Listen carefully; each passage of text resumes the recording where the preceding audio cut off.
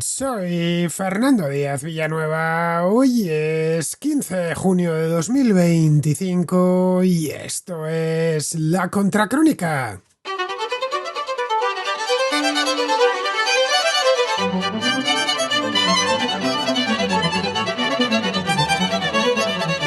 Bienvenidos a la contrarréplica de los domingos, ya sabéis, estos días que reservamos el último de la semana o el primero, según se mire, para tratar los temas de fondo que los contraescuchas pues tienen el detalle de enviarme al número de la contrarréplica, bueno, que es el mismo que el de la contrarréplica, que el del contrasello para la contrahistoria, que el de la contraportada o el del contraplano que tuvimos ayer. Os voy a dar el número, es el 690-827909, más 34 delante, ya lo sabéis, y tratándose de temas para la contrarréplica, la duración lo ideal es que debería ser de unos 1, 2, 3 minutos, quizá. Si necesitáis algo más de tiempo, pues os lo tomáis, pero por favor estructurad bien el contenido. Si es necesario escribiroslo, no pasa absolutamente nada. En la radio es común que se lea, así que no penséis que os tiene que salir a la primera. Y sobre todo que se os escuche bien. E importante, decidme vuestro nombre. Bien, en el caso de que me mandéis un tema de fondo como los que tenemos hoy, ya sabéis que me lo traeré para el domingo. Y si es algo más de esa semana, pues me lo llevaré lunes, martes, miércoles o jueves, que son los días que hay contrarréplica. Si lo que queréis es hacer una crítica de un libro, pues ir a la contraportada. Y si es de cine, irá al contraplano. Y si es de historia, al contrasello. En fin, ya sabéis que este programa, La Contra, sí, en general, pues cuenta muchísimo con los contraescuchas, que por algo son contraescuchas, no son unos oyentes cualquiera. Ser un contraescucha implica formar parte del programa de una manera integral. Hoy, de hecho, a lo largo de la contracrónica de hoy, como la de todos los domingos, no se va a hablar de lo que yo quiera, sino de lo que quieren los contraescuchas. A ver quién iguala eso. Bien, pues dicho esto, pasamos ya a la contrarréplica, que viene, por cierto, bien cargada.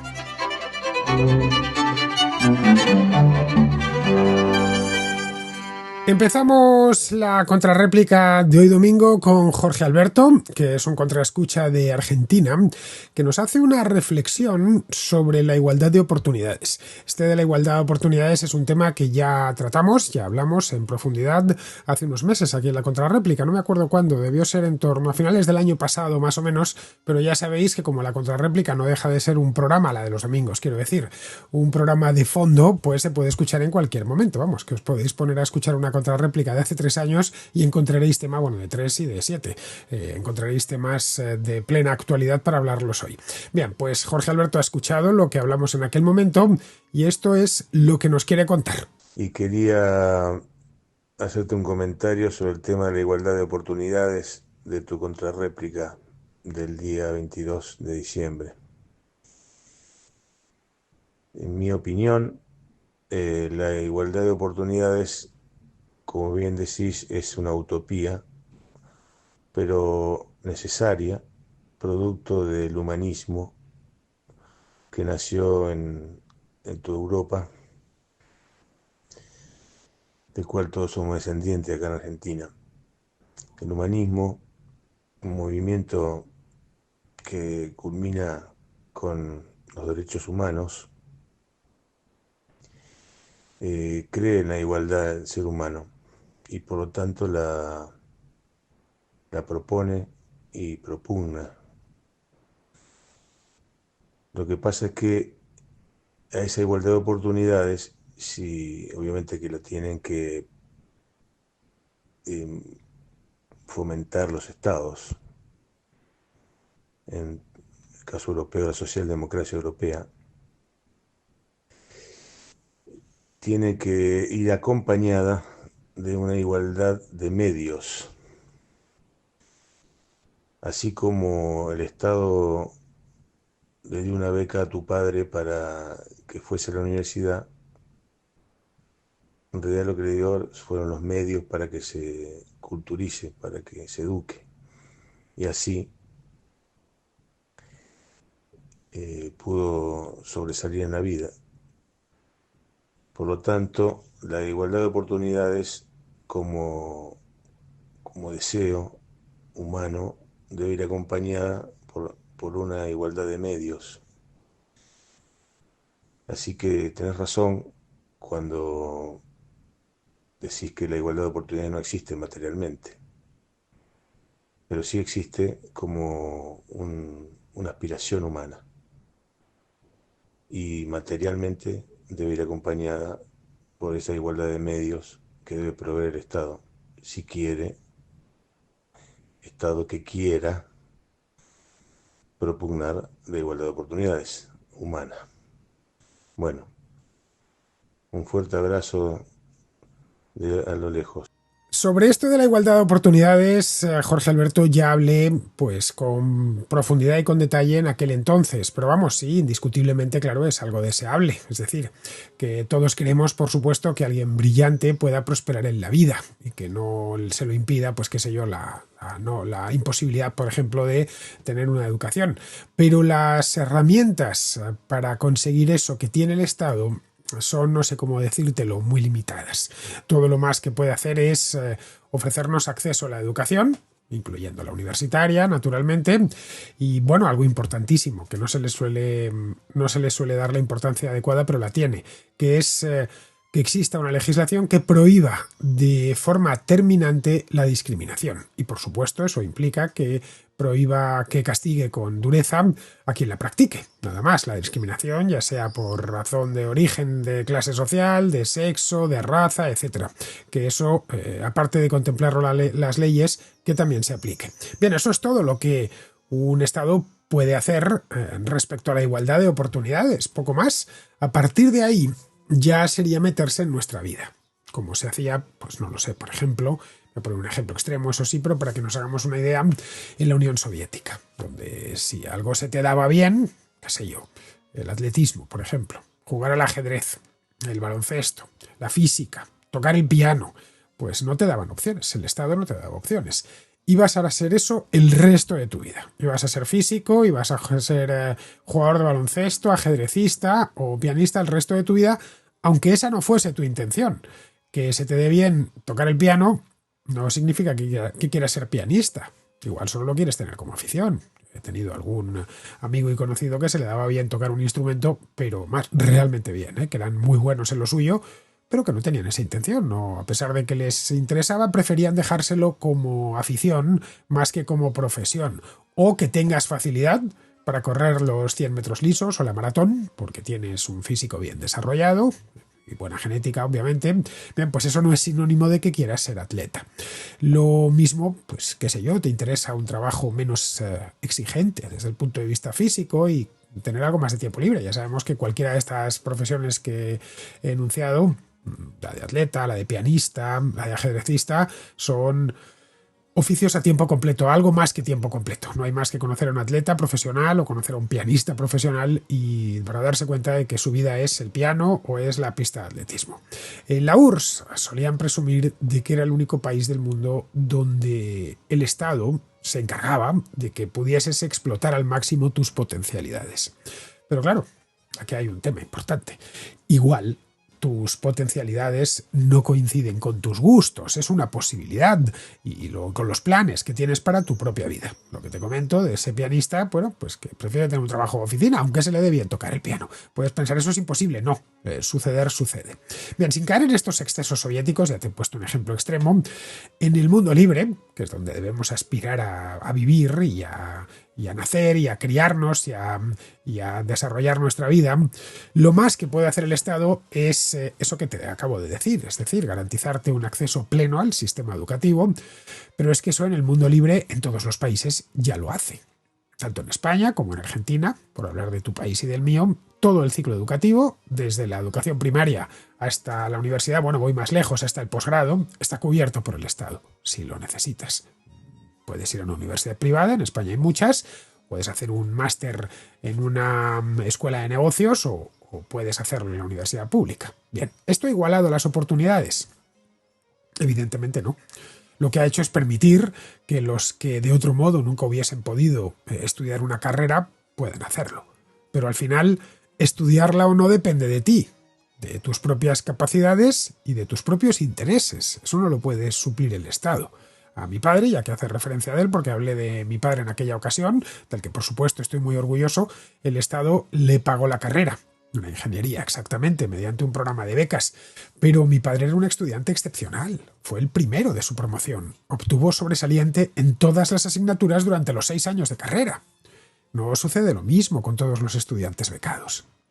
Algunos desperdician la beca. Eso, en fin, no hace falta que a poco que tengas cierta edad, bueno, que hayas pasado por la universidad, lo ves con tus propios ojos.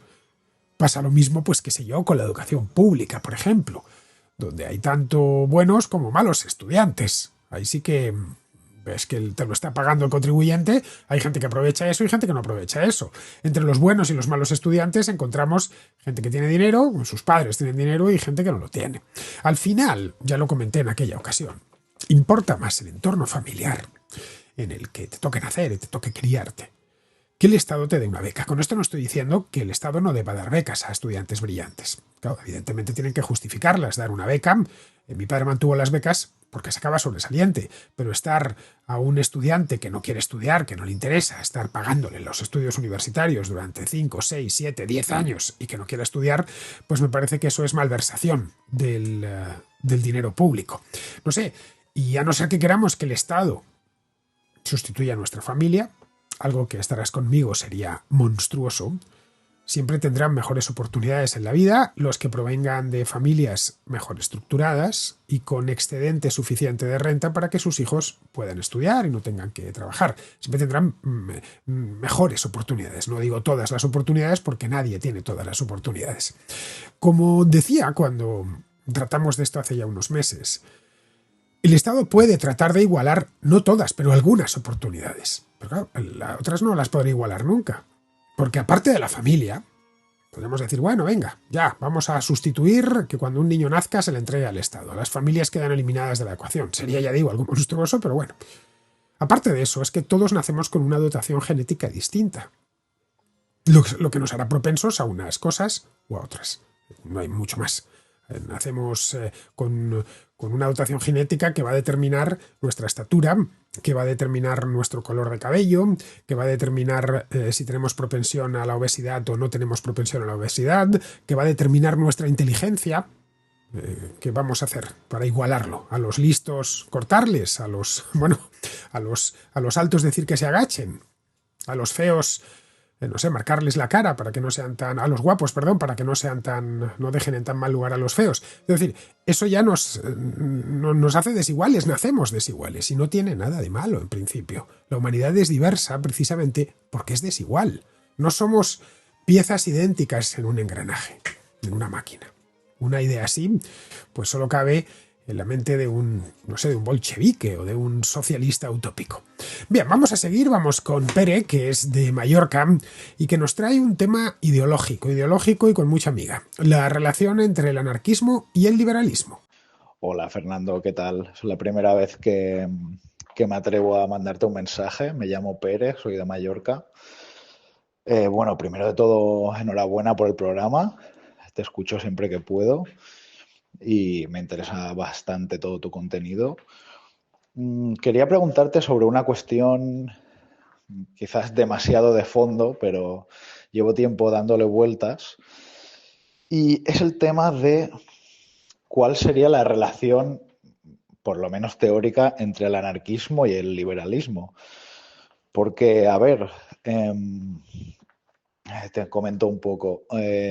Yo vengo de un entorno muy de izquierdas. Diría que, de hecho, diría que casi no conozco a nadie que sea de derechas o que se considere liberal. Casi todos mis referentes es gente como tú que he ido descubriendo por curiosidad a lo largo del tiempo. Y claro, la verdad es que al venir o al formar parte de un entorno así, a veces se hace complicado, ¿no? Y parece que como que no, como que es como una traición, ¿no? Y la verdad es que últimamente, pensando sobre este tema, me he dado cuenta de que en realidad muchos de los valores que me interesan del liberalismo, por lo menos quizás los más humanos, digamos, porque evidentemente el anarquismo es anticapitalista, ¿no?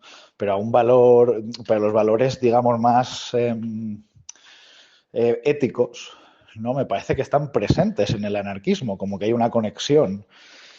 Y la verdad es que yo no tengo muchísimos referentes anarquistas, porque la verdad es que en la época en la que me interesaba ese tema, yo era mucho más joven y lo absorbía más, pues eso, del mismo entorno, de fanzines que leíamos o de algún artículo suelto o incluso de cosas por internet, ¿no? Quiero decir, no conozco los autores clásicos y quizás me estoy equivocando al establecer esa conexión, ¿no?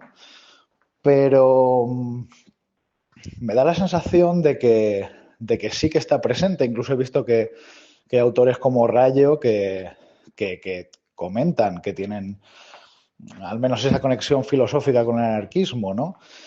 Y una cosa que me parece curiosa de todo esto es que, pese a que mucha gente de mi entorno, que veo que forma parte de activismos de izquierdas,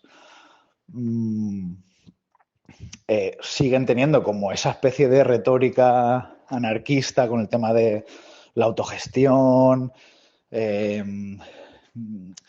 o algunos principios sobre la libertad o sobre cierta independencia de los poderes y tal, pues no sé, me parece que de unos años a esta parte, sobre todo desde que surgió esta especie de ultraderecha, cuando surgió Vox y todo esto, como que me da la sensación de que todo el activismo, todo el bloque de gente más de izquierdas, como que en realidad se volvieron como mucho más autoritarios, ¿no? Y mucho más,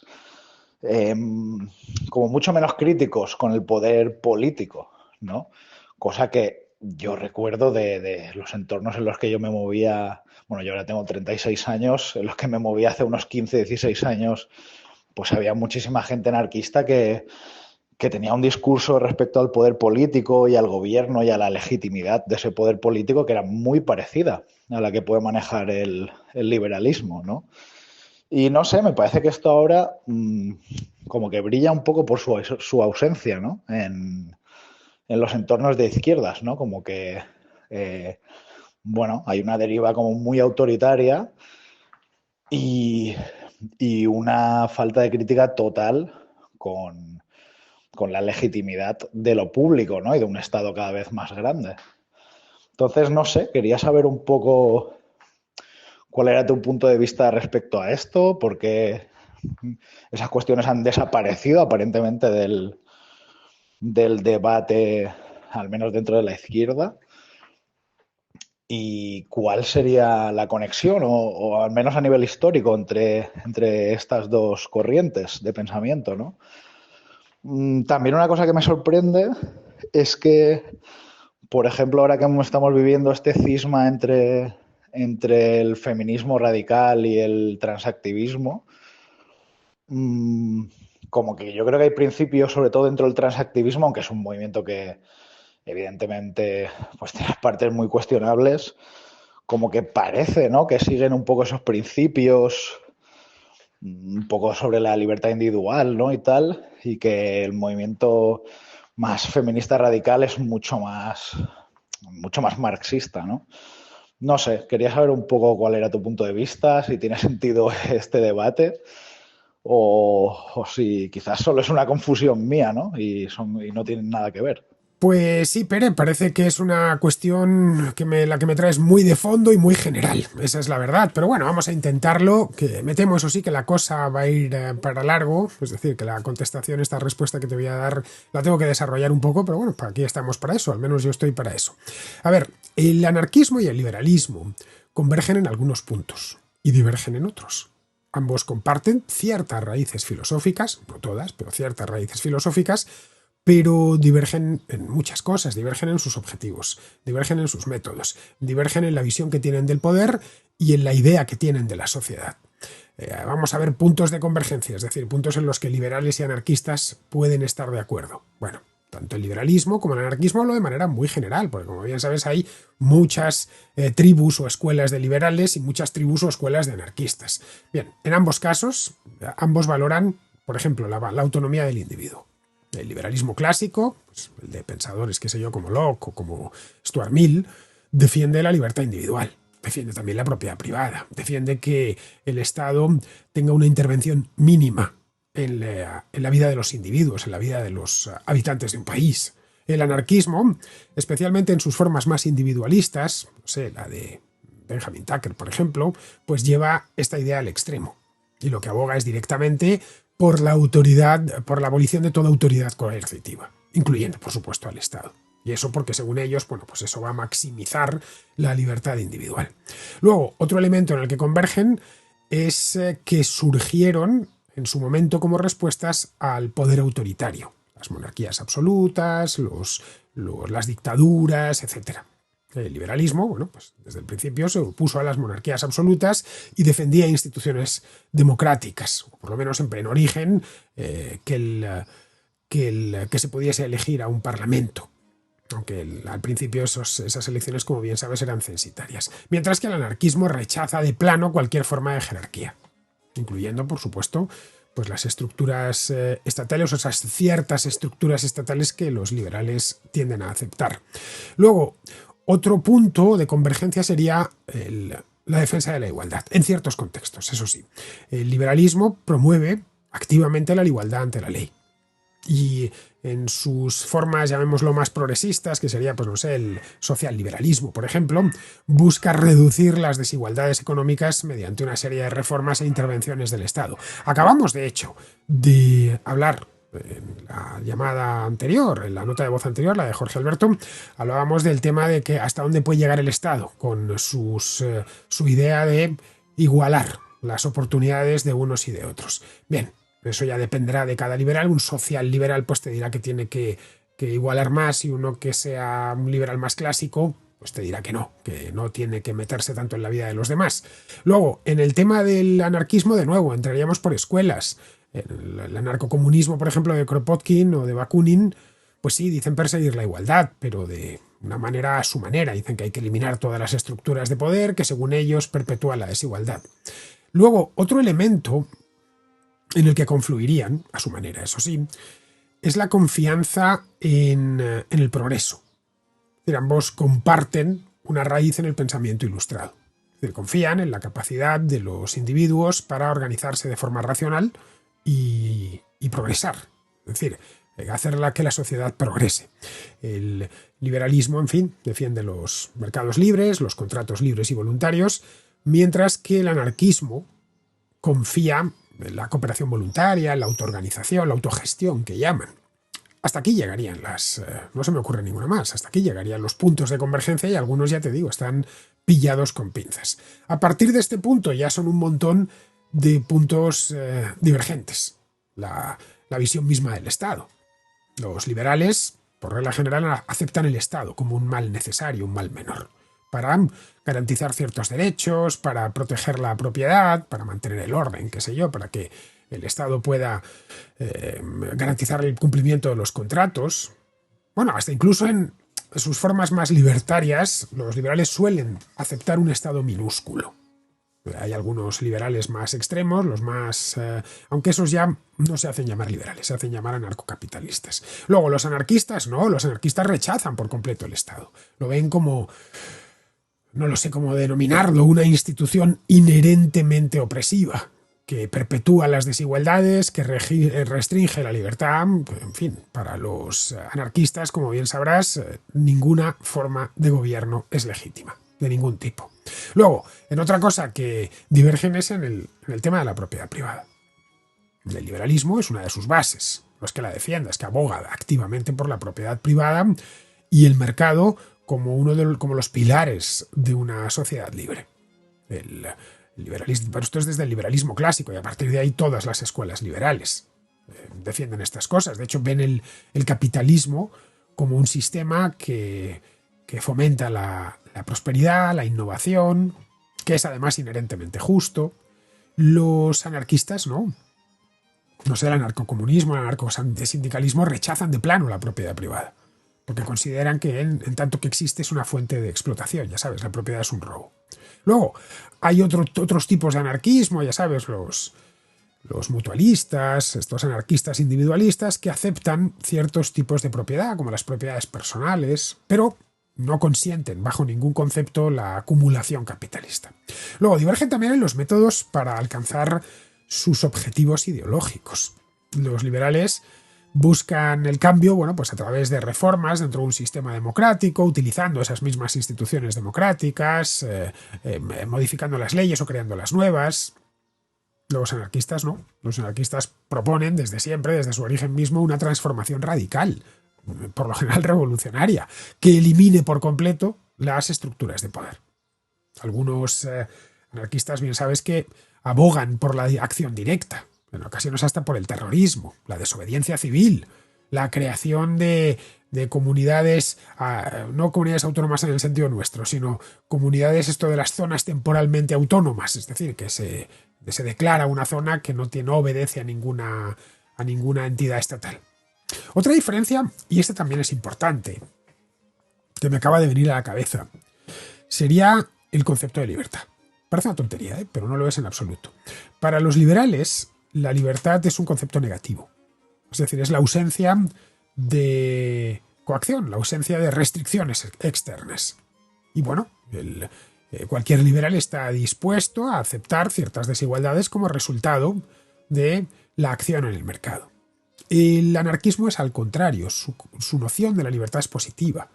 Es decir, los individuos no solo tienen que estar libres de coerción, sino deben de tener las condiciones materiales y sociales para realizarse plenamente.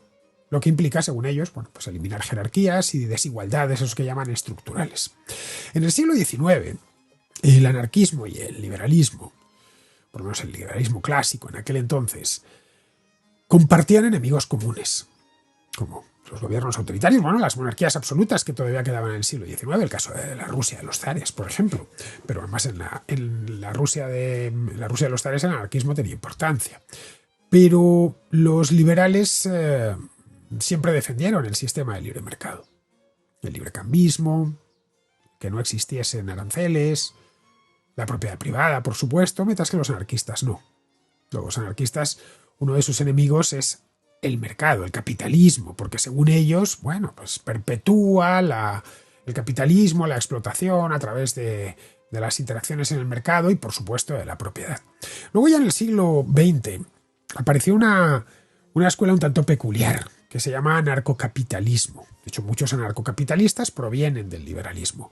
Y según se hacen anarcocapitalistas, niegan ya ser liberales, algunos de ellos. No sé, esto parte de gente como Ayn Rand o como Murray Rothbard, que trataron estos autores de tender puentes entre el liberalismo más de corte clásico y ciertas ideas anarquistas.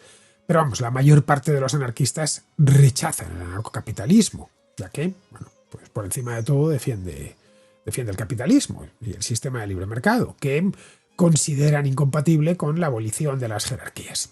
Así que bueno, como ves, la cosa he procurado hacerlo de lo más sintéticamente posible, pero ya te decía que iba para un poquito largo, ¿no?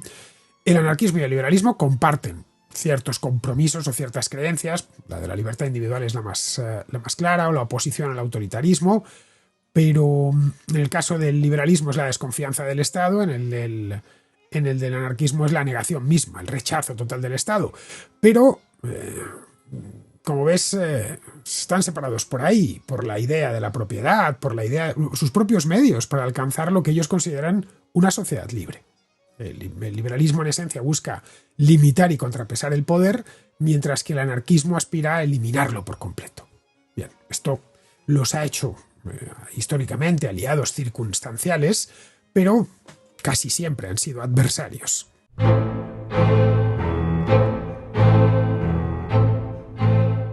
Seguimos con Nacho, que nos habla de abstención. Sí, de abstención y de cómo hacer que esa misma abstención se perciba o se note en las cámaras legislativas. Hola, buenos días, Fernando y resto de contraescuchas. Mira, yo quería trasladarte una cuestión que llevo pensando bastantes años, cada vez que llegan unas elecciones y nos encontramos con los elevados índices de abstención. Y es la siguiente. Al igual que cualquier mercado, y entiendo que la política es un mercado donde, bueno, estos parásitos que conocemos se lo reparten, cuando el producto pierde interés para los consumidores, obviamente los beneficios o el pastel que se reparten las empresas que participan, en este caso los partidos, disminuye. Evidentemente siempre habrá uno que tenga una mayor cuota, pero el pastel se hace cada vez más pequeño. Por el contrario, si sacan productos interesantes, el pastel crece. Sin embargo, en el caso de la política, independientemente de la abstención que haya, del interés que muestren los electores por los políticos, se lo siguen repartiendo igual. De manera que realmente la abstención no penaliza. Es alucinante como en unas elecciones con un 40 y tantos, un 50% de participación, siguen siendo los mismos puestos a repartir. Entonces, mi pregunta o mi planteamiento sería si hay algún sistema democrático en el cual, por ejemplo, un hipotético caso de 100 escaños a repartir, en el caso de que la participación fuera del 70, tan solo se repartieran 70. Eso no afectaría, obviamente, al resultado de las decisiones, porque, como sabemos, van a votar por bloques. Tampoco afectaría a las mayorías, ya que esos 70 escaños se repartirían proporcionalmente. Pero, por lo menos, nos ahorraríamos el salario de 30 parásitos, por decirlo de alguna forma. Entiendo que eso les obligaría a, si quieren crecer en el número de escaños a repartir en siguientes elecciones, desde luego ofrecernos un producto de más calidad. Lo digo porque realmente observo año tras año, llevan unos cuantos, cómo la calidad de la vida política en España o de los partidos lamentablemente es cada vez peor. Y nos los tenemos que comer.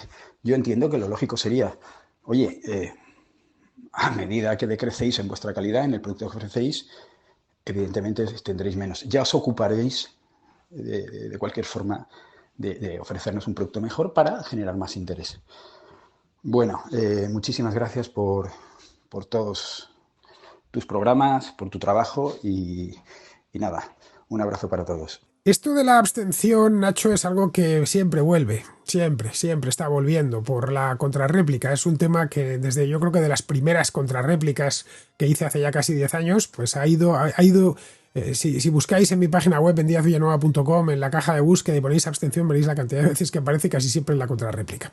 A ver, no hay ningún problema, podemos seguir hablando de ello, solo faltaba. A ver, esto que comentas de la política, que es un mercado, sí, es un mercado, claro. Pero es que es uno que se abre solo cuando hay elecciones, es decir, de promedio cada 4 años. Es el único momento en el que ves publicidad, pues lo que llamamos propaganda electoral. Vamos, si no, los partidos les da de elección a elección, les damos un poco igual. Si se preocupan por algo es porque temen que la próxima vez que se abra el mercado pues no van a vender muchas papeletas.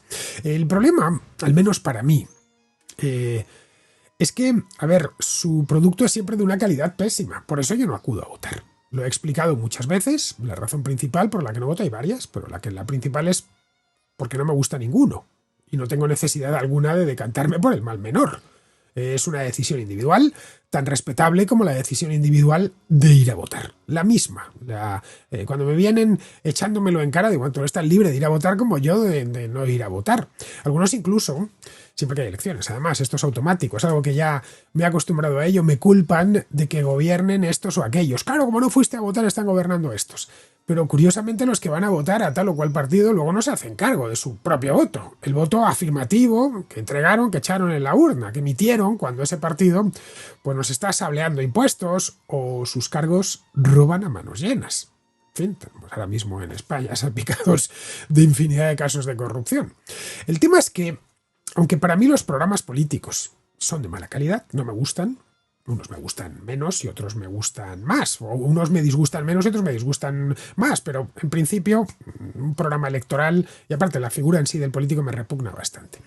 Con esto no digo que no haya políticos que sean buena gente, pocos, pero alguno que otro hay. Ese oficio en sí tiene una especie de centrifugado especial para la buena gente, terminan saliendo disparos. Para otros, en cambio, esa es mi percepción, pero para otros esos programas son de una calidad exquisita. Y se emocionan incluso cuando los ven. Van a mítines, se afilian, se emocionan, vamos, pagan cuotas. se dedican a hacer proselitismo de su causa, a veces de manera violenta o muy decidida. Se dedican algunos a perseguir a la gente que no está de acuerdo con ellos en las redes sociales, a insultarte y cosas así. En fin, yo los tengo que padecer de vez en cuando en iVoox y en YouTube, que la mayor parte de ellos son esencialmente militantes. Así que eso de que nos comentas, de que nos dan programas de mala calidad, pues a ver, es una opinión que compartimos tú y yo. Y seguramente alguno más, pero no todos nuestros paisanos comparten esa opinión. No sé, algo parecido como en todo mercado, a lo que sucede con los libros o los restaurantes. Por más que se empeñen en decirme que tal autor o tal plato es una delicia, una maravilla, pues a mí no me gusta. No sé, por ejemplo, los huevos fritos con chorizo. Yo sé que a casi todo el mundo le gusta. Yo no puedo con ello, especialmente por la parte de los huevos fritos. Simplemente no me gusta, pues con esto pasa exactamente. ¿Eso significa que los huevos fritos son malos? No, entiendo que a quien le guste pues le parecerá una delicia. Luego, en esto es igual. Me parece bien, yo respeto a quien le gusta esto, todo este espectáculo, y solo pido que respeten mi gusto. Luego, en cuanto a lo que comentas, porque traes otro tema aquí en tu nota de voz. Esto que comentas de visibilizar la abstención en las cámaras, a ver, esto es algo primero que solo valdría para los sistemas proporcionales, como el nuestro, como el español. Sistema proporcional clarísimo en el que, no sé, votamos por una lista y de esa lista se extraen los diputados y concejales que ocuparán un escaño. La lista de los partidos que presentan, qué sé yo, por la circunscripción de Madrid, que es la mía. Hay 37 escaños, creo que son los que envía la Comunidad de Madrid. Bueno, tiene que haber más de 37 en la lista. Y evidentemente entran muchos más, pero de esas listas pues se van sacando en función de la proporción que tengan para cada uno. En el caso de Madrid pues hay unos cuantos más del PP, luego viene que si el PSOE, que si Sumar, que si Vox, tal. Cada uno le toca de manera más o menos proporcional, ajustado por una ley que se llama la Ley D'Hondt. Bien, en el caso de un sistema mayoritario como el que tiene el Reino Unido, en Estados Unidos, ahí da un poco igual la abstención que haya.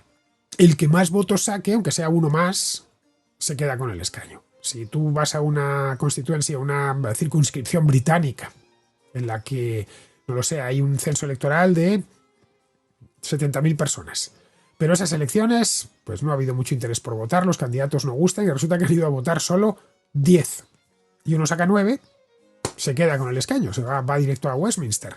He puesto un ejemplo de nuevo extremo, pero vamos, ahí sí que no habría, como solo hay cómo representas a todos los demás. Podríamos pensar que ese diputado que han mandado a Westminster no es del todo legítimo, porque de los 70.000, 69.990 se han quedado en su casa. Habría que planteárselo, pero en principio los que han ido a votar han votado con él. A ver, nunca hay una abstención del 99,999%. Pongamos por caso que la abstención fuese del 50, del 40, del 55. Bien, hay una persona que hay que elegir. Pero bueno, yo entiendo que tú lo dices por nuestro sistema electoral. El problema de la abstención, que en España, lo he dicho muchas veces, ronda de promedio del 30%, algo más. En las últimas elecciones, las de julio de 2023, fue del 34%. Un tercio más o menos del electorado, de los que tenemos derecho a voto, no vamos a votar, no ejercemos ese derecho. Aquí el problema que hay es que cada persona que no vota tiene sus propias razones.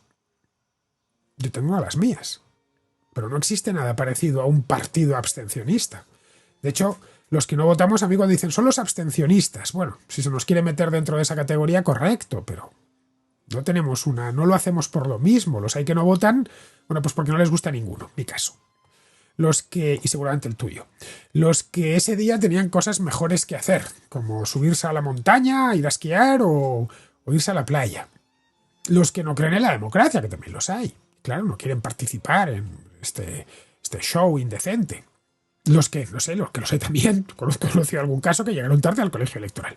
Cerraba a las 8 de la tarde y entonces, bueno, se levantaron tarde, luego se pusieron a hacer otras cosas y cuando pusieron a ir a votar, se me ha cerrado el colegio electoral. Esto es más gente de la que crees, ¿eh? Y bueno, estos querían votar o no les hubiera importado votar, pero cuando llegaron ya estaba cerrado. Luego los que se fueron de viaje. Bueno, me he ido de viaje a Berlín o a Roma y no he podido votar porque estaba de viaje. Me salió justo este fin de semana y bueno, las elecciones son siempre el domingo. No, ¿por qué no lo hiciste por por correo. Bueno, pues a lo mejor no le interesaba. O el viaje era una cosa que salió rápido, 2 o 3 días antes. No sé, o gente que no le interesa la política, que ni les va, ni les viene. Entonces les preguntas, ¿por qué no votaste? Bueno, no me interesa, es un tema que no me va. Como a mí no me interesa el fútbol, pues hay gente que no le interesa la política. Podríamos pensar ya, pero la política nos afecta a todos. Eso es indiscutible. Pero algunos dicen me afecta, pero que no me quemo la sangre con ella. Otros dicen me afecta y además me quemo la sangre y me quiero formar parte quiero, no sé, formar parte del debate. Que hoy además cualquier persona con una red social puede formar parte del debate. ¿Es esto malo o es bueno? Es lo que es. Cada uno es libre de dedicar su tiempo a lo que le interese. He dicho muchas veces, un país muy politizado es un país subdesarrollado en esencia. Así que, como ves, cada uno tiene sus motivos.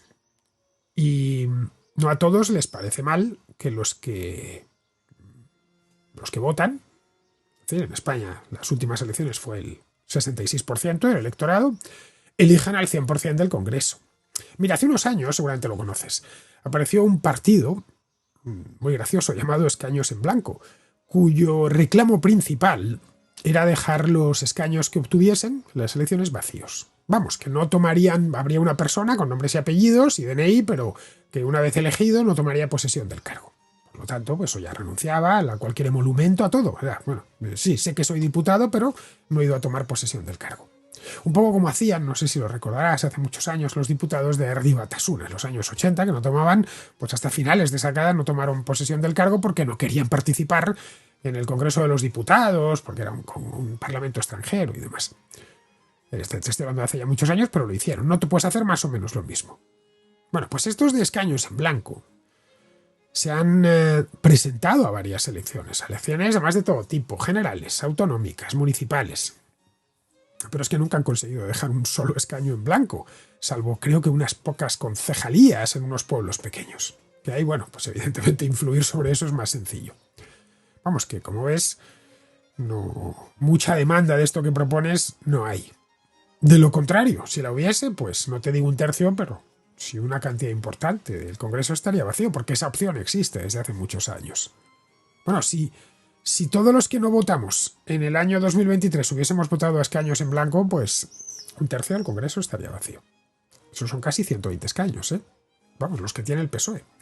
En las últimas generales, lo he ido a mirar, ¿eh? Este partido obtuvo menos de 8.500 votos. Es decir, que es el 0,03% del electorado. Una cosa así. Bien, vamos ahora con Darío, que está en Irlanda del Norte y que pregunta por eso mismo, por Irlanda del Norte. Te escucho ávidamente y voy a hacer 9 años en Irlanda. Estuve primero en Cork, 4 años, y ahora estoy cerca de Dublín, en Kildare, en una ciudad que se llama Selbridge, que es donde nació Arthur Guinness, como detalle. Voy al grano. Vivo en Irlanda y bueno, como llevo aquí varios años, pues estoy muy familiarizado con todo el tema de Irlanda del Norte, lo que pasa allí, lo que pasa aquí, cómo está el tema político, ¿no? Con todo esto de los unionistas y el Brexit, que si frontera en el territorio, que si Good Friday Agreement, que si frontera en el mar de Irlanda. Y bueno, pues me gustaría que comentases un poco cómo opinas, qué opinas de la situación ahora mismo respecto a Irlanda del Norte, y porque hay mucha gente, no tantos de Sinn Féin como la gente más, digamos, de Labour y de otros partidos un poquito más, Fine Gael, Fianna Fáil, que son como más de centro, ¿no? Su idea de que el Brexit traería la unificación de Irlanda, ¿no? Y parece que han pasado los años y la cosa pues no se mueve demasiado. Yo creo, en mi opinión, que deberían todavía pasar un par de décadas para que eso se lleve a cabo, porque la cosa está como muy caliente, ¿no? Todavía. Yo creo que la sangre no ha coagulado todavía desde los 90 y los Troubles. Así que nada, quería un poco oír tu opinión de cómo está el contexto ahora mismo aquí en la isla, si es que sabes. Y nada, te mando un abrazo y muchas gracias por tu trabajo. Hasta luego. Pues mira, Darío, tampoco controlo yo mucho de lo que sucede en Irlanda del Norte. más allá de algunas noticias que leo, especialmente cuando estoy en Inglaterra, donde la prensa sí que lleva temas irlandeses. Como bien sabes, en Irlanda del Norte no tienen el mismo sistema de partidos que en el resto del Reino Unido, de que no hay un partido conservador, no hay uno laborista, que son los principales, como en Gran Bretaña. En Irlanda del Norte sí que hay un partido laborista, pues se llama Partido Socialdemócrata Laborista, son los antiguos laboristas, que bueno, a lo largo, especialmente desde el Acuerdo de Viernes Santo, fue desarrollando su propio sistema de partidos. Ahí el Partido Conservador, pues es creo que los unionistas, el DUP. Vamos, los conocerás mejor que yo porque vives allí. Tienen además muchos partidos en Irlanda del Norte. En las últimas elecciones regionales, que fueron en 2022, ganó el Sinn Féin y el partido principal unionista, que es los del DUP, los del DUP, fueron a menos. Los independentistas, esto es una cosa que se ve en Irlanda del Norte, conforme pasan los años, van ganando terreno, o independentistas o unionistas con Irlanda. Lo que allí el independentista es que se quiere unir a la República de Irlanda. Esto se debe a varias razones, que además son algunas de largo plazo. La primera sería el Brexit, que ha sido en este aspecto un catalizador muy importante. Irlanda del Norte, a poco que miremos cómo quedaron las elecciones allí, votó mayoritariamente a favor de permanecer en la Unión Europea. Luego además vino la salvaguardia irlandesa, el protocolo de Irlanda del Norte, que se pensó para evitar una frontera dura con la República de Irlanda, que es miembro de la Unión Europea, que no rompiese los acuerdos de Viernes Santo, y esto ha ocasionado mucha tensión. Así que, bueno, como sucede en Escocia, muchos ven la reunificación como una forma de volver a la Unión Europea. La segunda serían los cambios demográficos. La población católica, que tradicionalmente ha apoyado más la reunificación con Irlanda, con la República de Irlanda, es ya más numerosa que la anglicana, que suele ser unionista. Este cambio demográfico es un cambio a largo plazo y eso evidentemente pues tiene que influir en el panorama político.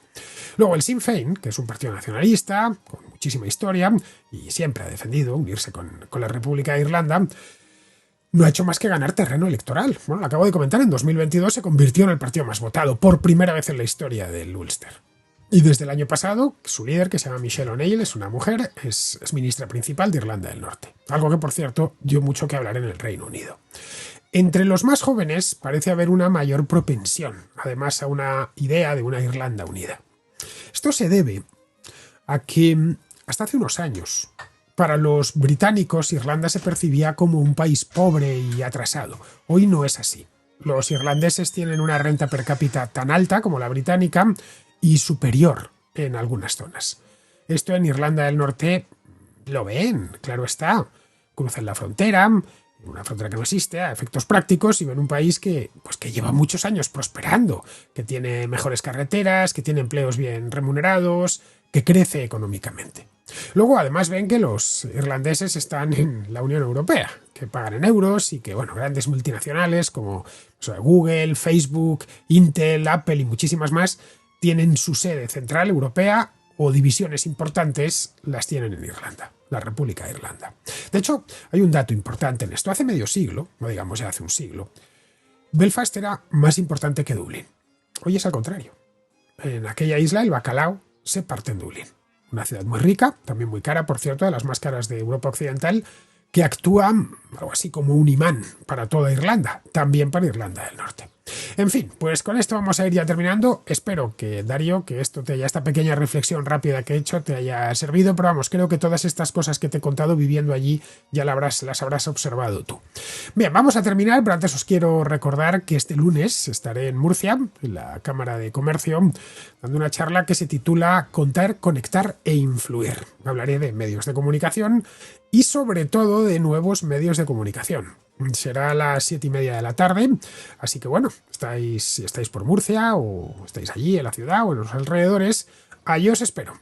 Pues entre tanto, de hecho el programa de mañana me lo voy a tener que hacer al final en Murcia, a ver si me queda tiempo de hacer el programa y luego poder ir a dar la charla o dar la charla y luego hacer el programa. No sé cómo lo haré, pero estos días que tienes que salir de viaje suelen ser un tanto liosos para la contracrónica, pero os aseguro que haré lo imposible para tener programa mañana. Eso mismo. Hasta mañana.